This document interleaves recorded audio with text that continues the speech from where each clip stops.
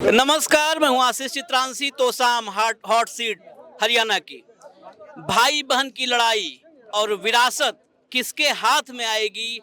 कौन जाएगा यहां से विधानसभा? अनिरुद्ध चौधरी मेरे साथ इस समय है और इस मैदान मैंने कहा कि अभी रातों रात पार्टी बदल करके किरण चौधरी चली गई हैं भाजपा में, और भाजपा में गई, फिर राज्यसभा में गई। अब बेटी को भी विधानसभा का रास्ता दिखाना चाहती हैं श्रुति को। श्रुति के सामने अनिरुद्ध हैं मैदान में और इस वक्त मेरे साथ में हैं। बड़ा लंबा काफिला है, गांव में मैं फॉलो कर रहा, कुछ देर से मैं देखना चाहता था, दूर से आंकना चाहता था कि माहौल कैसा है अनिरुद्ध चौधरी का। खैर, मैंने जो आंका है वो बाद में बताऊंगा, पहले बात सीधे अनिरुद्ध से करते हैं। यहाँ पर चौधरी बंसीलाल, विकास पुरुष हरियाणा के 3 लाल, और 3 लालों में विकास पुरुष का जिनको तमगा मिला, चौधरी बंसीलाल, उनकी विरासत की लड़ाई है। इस विरासत की लड़ाई में क्या लग रहा है कि आप कहाँ खड़े हो, और बहन से है लड़ाई ये सीधी। पहली बात मैं ये कहना चाहूँगा कि ये प्रजातंत्र का एक चुनाव है। प्रजातंत्र के हिसाब से हरियाणा विधानसभा में तोशाम सीट का ये चुनाव है और ये एक जनता वर्सेस भारतीय जनता पार्टी का चुनाव है। जो हमारे सारे साथी, वर्कर, भाई, जनता सबने मन बना रखा है कि कांग्रेस पार्टी के उम्मीदवार को यहाँ भेजना है, विधानसभा में भेजना है। और जहाँ लेगेसी वगैरह की बात है, मेरे को मैं इन सब बातों में मैं नहीं जाता। मुझे अपने ऊपर कोई डाउट नहीं है कि मैं क्या हूँ क्या नहीं, और मैं ये जानता हूँ ये जो आप लोग देख रहे हैं ये हैं चौधरी बंसीलाल जी की लेगेसी। इस पे वो सिर्फ मेरे ही दादा नहीं थे, वो जितने भी मेरे युवा भाई हैं, साथी हैं इस इलाके में, सब उनको अपने परिवार का एक बड़ा बुजुर्ग मानते हैं, सब उनकी आस्था है उनमें। तो मैं इसको दूसरे रूप से देखता हूँ। और रही बात दूसरी, जनता ने ही मन बना रखा है इस समय कि भारतीय जनता पार्टी से, जैसा हम कहते हैं, दांव के दुखी हो लिए सारे, और सबके मन में ये है कि अब उनको भगाकर और कांग्रेस पार्टी को लेके आना है। लेकिन यहाँ पर पूरी कांग्रेस पार्टी में आप भी थे, बहन, चाची सब थी। कौन असली, कौन कांग्रेसी रह गया? अब तो जो है परिवार में ही एक हिस्सा। हालांकि दिल्ली वाले पत्रकार तो सब कहते हैं कि तीनों लाल भाजपाई हो गए, लेकिन तीनों लाल, जब मैं तोसाम में खड़ा हूं तो बंसी लाल जी का परिवार का आधा हिस्सा, अनिरुद्ध चौधरी, तो कांग्रेस के साथ हैं। तो कहां पर खड़े हैं जब ये लड़ाई, आधा परिवार भाजपा में, आधा कांग्रेस में? देखो, मैं एक ही बात कहूँगा, मेरे पिताजी हमेशा कांग्रेस में रहे हैं।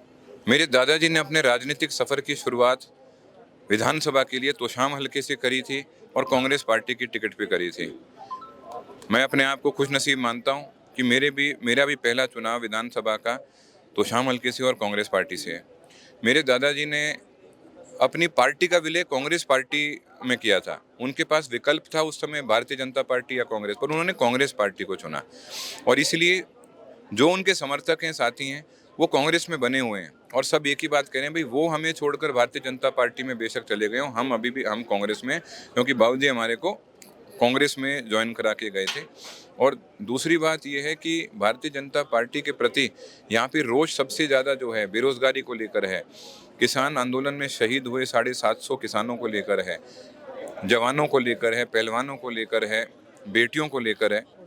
तो ये सब मुद्दे ऐसे हैं जिसके कारण सबके मन में एक भावना बनी हुई है। और सबसे बड़ी बात यह है कि सब ये कहते हैं कि जिन लोगों ने ये कह रखा था कि भाई हम चौधरी बंसीलाल जी की सरकार को जब तक नहीं गिराएंगे, दाढ़ी नहीं कटाएंगे, इस तरह वाली बातें जो करते थे, आप आज उन्हीं के पास जाकर बैठ गए।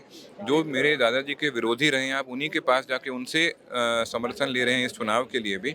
इन चीज़ों से लेकर जो भावनात्मक रूप से मेरे दादाजी के साथ भी जो वर्कर लगे हुए थे, वो सब मेरे साथ जुड़ गए हैं। तो ये एक बहुत बड़ा मेरे को राजनीतिक रूप से फ़ायदा मिला है। जैसे मेरी चाची जी भारतीय जनता पार्टी में गई, मेरी कांग्रेस पार्टी में अपने आप स्थिति एक बहुत बड़ी एकदम से बन गई, जनता के मन में एकदम बहुत बड़ी बन गई। तो कहीं ना कहीं मैं तो यही कहूँगा, उन्होंने जाने अनजाने में मेरी मदद कर दी। लेकिन एक बात, हम लोग को दिल्ली में खबर मिली जब शुरुआती दौर में आपका नाम आया कांग्रेस की तरफ से, तो एक बयान आया था आपके ही परिवार से, चाची बहन की तरफ से, कि कोई परिवार नहीं है ऐसा। ये हुआ कि अब तो परिवार में ही लड़ाई है भाई बहन की, तो कहा भाई बहन, कोई भाई बहन का रिश्ता नहीं है और कोई परिवार नहीं है, कुछ ऐसा बयान आया था हमारे तक।